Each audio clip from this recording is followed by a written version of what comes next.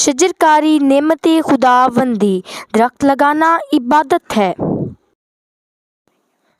जनाब सदर जी वकार और मेरे अजीज़ हमवतन साथियों, अस्सलामु अलैकुम।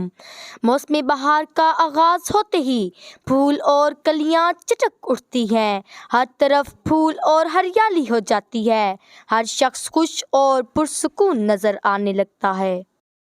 मौसम बहार के आगाज़ से हुकूमत भी शजरकारी की मुहिम शुरू कर देती है।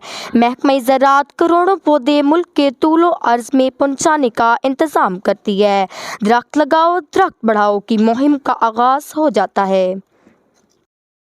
पौधे, दरख्त, फूल और फल ये सब खुदा की बेशबहा नेमतें हैं। इनके लगने से घर, मोहल्ले, इलाके, कस्बे, शहर खुशनुमा और दिलफरेब लगते हैं। मैं कई शहरों में गई और इन शहरों के कई इलाके देखे।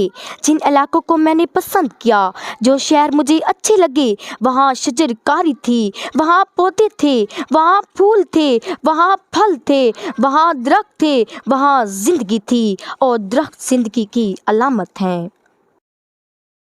आप किसी देहात को निकल जाएं या किसी इलाके की तरफ जहां दरख्त ज़्यादा हों, वहां आपको रंग बरंग खुशनुमा परिंदे मिलेंगे, चहचहाती चिड़ियाँ, कूक करती कोयलें, ये सब दरख्तों की वजह से है। दरख्त इंसान को साया फराहम करते हैं, ताज़ा हवा फराहम करते हैं और फ़िज़ाई आलूदगी से हमारी हिफाजत करते हैं। इनका सायादार होने की वजह से मुसाफिरों को आसानी होती है। दरख्त कौमी सरमाया होते हैं। जंगलात से इमारती लकड़ी हासिल होती है। आम दरख्तों से फल फूल हासिल होते हैं। फल और फूल इंसानी ग़िज़ा और अद्वियात के इस्तेमाल में आते हैं। हमें इमारती लकड़ी बैरूनी ममालिक से मंगवानी पड़ती है, जिससे ज़र मुबादला का नुकसान होता है।